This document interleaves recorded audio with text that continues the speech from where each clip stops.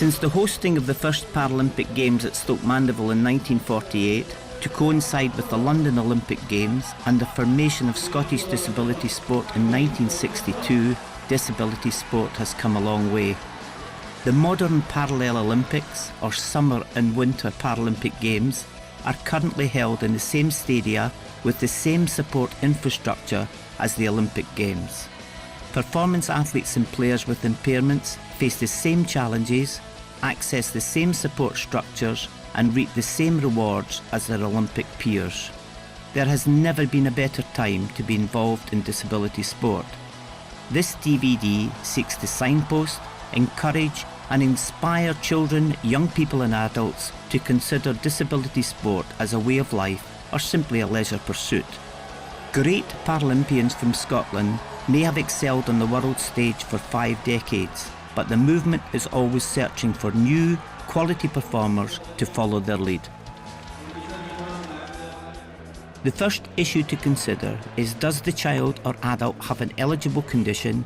And then secondly, does that condition or impairment have an impact on his or her ability to compete equitably in sports with mainstream participants? Eligible children, athletes and players will fit into one of the following divisions. Athletes and players with a physical disability. Athletes and players who are ambulant and have a physical disability. Athletes and players who use a wheelchair for sports. Athletes and players with a sensory impairment. Blind or visually impaired athletes and players. Deaf or hearing impaired athletes and players. Athletes and players with a learning disability. Impairment Group 1. There are many sports for ambulant, physically disabled sports participants. Scotland has a tradition of success in performance indoor and outdoor bowls, and local bowls clubs have a reputation for promoting inclusion through sport. Scotland's leading physically disabled bowlers are rated number 2 in the world, and the sports classification systems provide options for bowlers with arm and leg impairments, balance difficulties and delivery challenges to enjoy quality competitive sport. The Scottish FA SDS partnership has created a structure for 7-a-side football that has become a model for team sports. Players of all ages with cerebral palsy, traumatic brain injury and stroke are encouraged to participate in the beautiful game as part of a wider development programme. Players with talent have access to the Scottish FA SDS national squad training and international competitions organised by CP ISRA at home and overseas. The sport's robust classification system provides players with functional challenges in their upper and lower extremities a place in the starting lineup. Oscar Pistorius has taken track athletics to a new level of high performance. The double below knee amputee's PB of 45.07 seconds would have been good enough for 5th place at the Beijing Olympic Games. Advances in prosthetics have opened up many options for amputee athletes and players in indoor, outdoor and water-based sports. An absent limb is an impairment, but rarely a barrier to the individual committed to sports.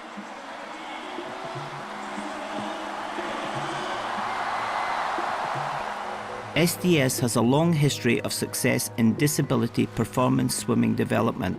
Scotland's swimming Paralympians past and present have been hugely successful over many years. GB Paralympian Sean Fraser has a lower limb impairment that restricts his function in specific strokes but not his ability to explode from the blocks or perform a dynamic turn. Swimmer attitude, personal determination and quality coaching have provided him with the tools to excel at the Commonwealth Games.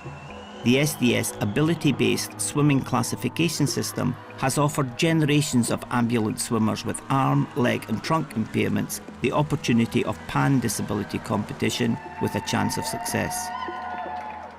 Badminton offers singles and doubles play for ambulant players. Alan Oliver's cerebral palsy restricts his function on one side of his body, but not his ability to serve efficiently and effectively and execute a powerful smash. Alan also bats and bowls exceptionally well in cricket and skis to a very high level. This outstanding all-round athlete has now turned his hand to coaching. Traditional sports offer many varied opportunities for ambulant physically disabled people, and in addition there is a whole range of opportunities in winter and water-based sports. Climbing, water skiing and orienteering are just 3 inclusive sports that offer challenge, adventure, risk and activity in the great outdoors. Impairment Group 2. Power and manual wheelchair users have access to a wide range of wheelchair sports. The indoor sport of bocce involves players with severe mobility difficulties who often have high support needs. The world's leading players demonstrate high levels of accuracy, concentration, discipline and tactical awareness. The game is embedded within the Paralympic programme and international competitions are played on every continent. Track and field for wheelchair users is a foundation sport of the Paralympic movement. Since 1948, wheelchairs have become lighter, faster, more manoeuvrable and discipline-specific as designers have introduced new materials and designs and athletes have become more skillful and stronger. The throwing frame of the present day bears little resemblance to a wheelchair, and the sports rule makers constantly strive to stay one step ahead of athletes and coaches who attempt to maximise throwing potential. Wheelchair basketball and rugby are the top spectator sports of every Paralympic Games. Each player is classified according to their level of impairment, and each team has to have a mixture of classified players on the court at any one time. A player with severely restricted movement will be balanced by others who are less restricted. Team profiles are set, and the skill of the coach is to use his players productively within the rules and restrictions of the sport. Wheelchair tennis players demonstrate exceptional wheelchair management skills, and a 2-bounce concession is all that differentiates their game from the one played by Andy Murray. Players significantly involved in all 4 limbs compete against one another, and the open class is there for all players who meet the minimum disability criteria for the sport. Wheelchair tennis is played in international arenas all over the world. The Tennis Scotland SDS partnership is a model of good practice, and Gordon Reid and Kevin Simpson have put Scotland on the international map in the sport. The RCCC and SDS are proud to have played a significant role in leading wheelchair curling to a new level and of the success enjoyed by Scottish and British teams since the first international stage in Sursee in Switzerland. The introduction of the extensor queue has offered players with limited mobility and power the opportunity to participate and excel in the sport. Wheelchair curling was introduced to the Winter Paralympic Games in Torino and has been embraced enthusiastically by clubs in membership of the RCCC throughout Scotland. Impairment Group 3. Visually impaired and blind athletes and players are classified according to their level of sight. Visual acuity or visual field are assessed by medical classifier specialists. Scots Aileen McGlynn and Neil Fackey, with their respective pilots, have become a world force in track tandem cycling and have demonstrated exceptional skills and fearlessness in velodromes all over the world. The mainstream cycling governing bodies in the UK promote inclusive performance development, and leading mainstream cyclists have taken to the tandem to offer the essential pilot support essential to create a world championship team. Blind or visually impaired bowlers demonstrate exceptional levels of patience, precision and accuracy both indoors and outdoors. The clock face system is used by a collar to communicate how the balls lie at the head, and the string or front coaching are methods used at the mat to assist a visually impaired or blind bowler at the point of delivery. Class B1 is for blind bowlers, and classes B2 and B3 are for visually impaired bowlers. SDS is proud of the members of the Clegg family who excel across a range of sports. Libby is a world-class track athlete who runs with a guide, and James is a top swimmer who relies on a coach to tap him on the head when it's time to execute a turn or finish a race. The classification system is consistent across all sports for blind and visually impaired athletes and players. Impairment Group 4. Appropriate medical personnel determine if an athlete or player satisfies the minimum disability criteria for deaf sports. performance deaf sportsmen and women are not eligible to compete in the Paralympic Games but have an equivalent competition called the Deaf Olympics. Communication is the major challenge faced by any deaf performance athlete or player across all sports. The relationship between coach and athlete is critical to any successful partnership, and swimmers Jack McComish and Lucy Walkup have developed strategies with their coaches that have taken them to the highest levels within their sport and GB representative honours. Communication is about giving and receiving information, and only by working through challenges have they built up the trust necessary to mould them into champions. Team games like football and rugby are played extensively by deaf players. Communication between players can be challenging in the intense action that is competitive team sport.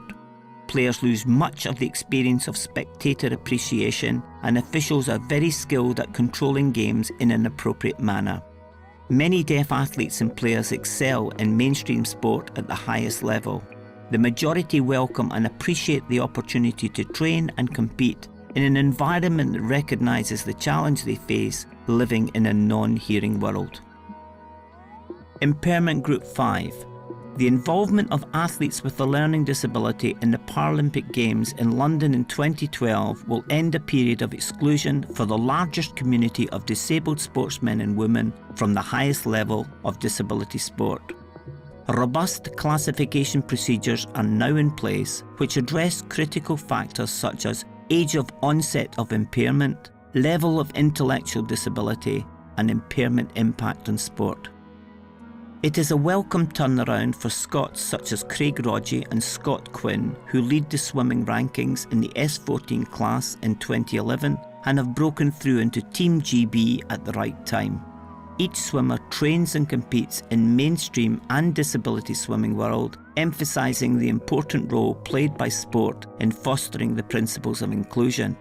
Both swimmers were introduced to competitive swimming in Scotland through the SDS time banding system, which was created and introduced to the SDS Senior and Junior Swimming Programme in 1976. Swimmers are identified by their swimming ability or time, then placed in a class or band where they compete against swimmers of similar ability with an equal chance of success.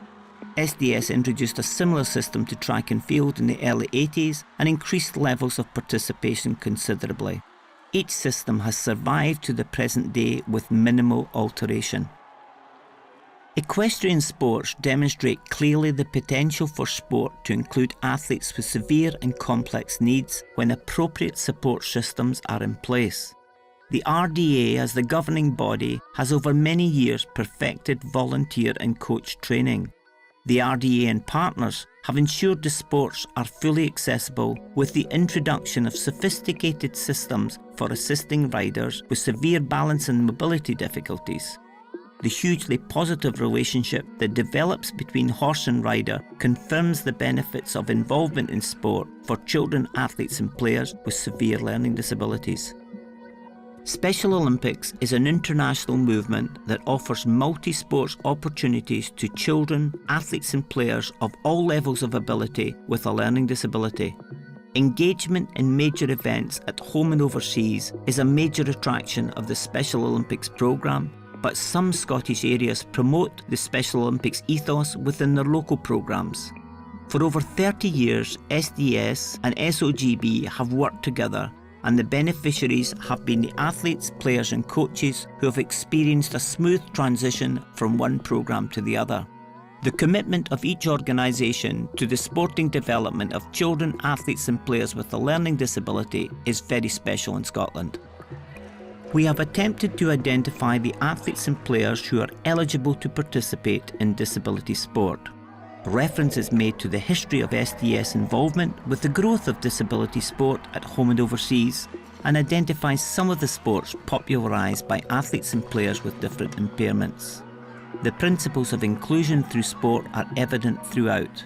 The regular appearance of great Scottish athletes, players and coaches epitomise why SDS is proud of its history and current position, but will never be complacent about its future going forward.